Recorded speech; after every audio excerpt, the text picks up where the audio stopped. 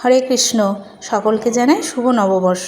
তো এই নববর্ষটা আমাদের কাছে একটু বিশেষ আকর্ষণীয়, কারণ আমাদের কাছে এবছর আছেন শ্রী কিশোরীজি শ্যামসুন্দর। তো তার জন্য প্রস্তুতি অনেক আগে থেকেই নিতে হয়েছিল, একটু বাঙালিয়ানা সাজ দেওয়ার ইচ্ছা ছিল। তো এটা মনি তৈরি করেছে, অনেক সময় অনেক ধৈর্য ধরে করতে হয়েছিল।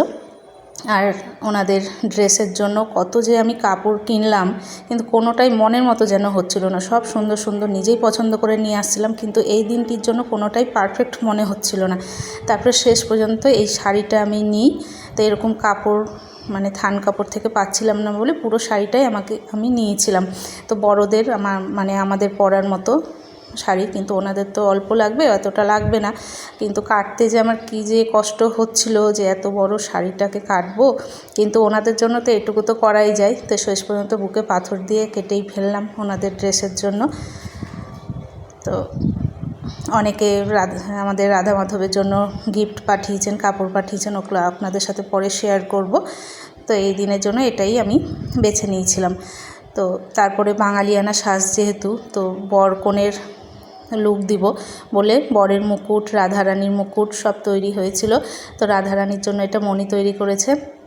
প্রচণ্ড সূক্ষ্ম কাজ, দক্ষ হাতের প্রয়োজন। আমরা তো এসব কোনোদিন করিনি, অভ্যস্ত না। যারা করে তারা পারে, কিন্তু আমাদের খুব কষ্ট হয়েছিল করতে, অনেক নষ্ট হয়েছে, অনেক সময় লেগেছে। শেষ পর্যন্ত এই যে হয়েছে, আপনারা তো দেখেছেন। ওনাদের কৃপায় ওনারা যেইভাবে সাজতে চান সেইভাবেই আমাদেরকে দিয়ে করিয়ে নেন, আমরা মাধ্যম মাত্র। তারপরে সাজগোজের পর যে কী যে সুন্দর দিব্য দৃশ্য, দিব্য দর্শন, চোখ সার্থক। আমাদের ভগবানের যে অশেষ কৃপা, যে আমাদেরকে এই সেবায় নিযুক্ত করেছেন। তো নিজেদেরকে ধন্য মনে করি। মনে হচ্ছিল তখন যদি সবাইকে নিয়ে এসে দর্শন করাতে পারতাম, সেই আনন্দটা আরও বেড়ে যেত, কিন্তু সেটা তো সম্ভব হয়ে ওঠেনি। তা আপনারা এই ক্যামেরার মাধ্যমে, ভিডিওর মাধ্যমে দর্শন করুন। এই বটুয়াটা, পাখাটা সব কিছুই নিজেদেরই তৈরি করা, একটু একটু করে সব তৈরি করতে হয়েছিল। রাধারানীর শৃঙ্গারের পর যে হাসি, এই যে মধুর মিষ্টি হাসি, খিলখিলিয়ে মন ভরে যায়। এই হাসির জন্যই তো এত পরিশ্রমও কিছু মনে হয় না, এটাও সার্থক হয়ে ওঠে। আর নিজের হাতটাকেও মাঝে মধ্যে চুমু খেতে ইচ্ছা করে, যে রাধারানী এই হাতটাকে এত কৃপা দিয়েছেন। আর দেখুন আমাদের রাধারানীর দিব্য দর্শন, মনে হচ্ছিল এক টুকরো বৈকুণ্ঠ, এক টুকরো গোলক বৃন্দাবন যেন আমাদের বাড়িতে বিরাজ করছেন। আর বাড়ির পদ্ম, বেলি,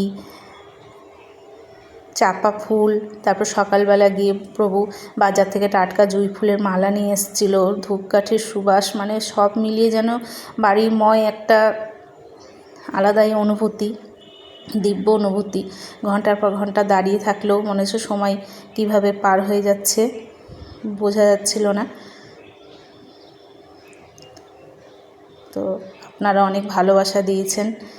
কালকে তো ছবি পোস্ট করেছিলাম, দেখেছেন আপনারা। আর এই যে জগন্নাথ, বলদেব, সুভদ্রা মহারানীও তার সাথে সেজে উঠেছে তাদের দিব্য রূপ নিয়ে।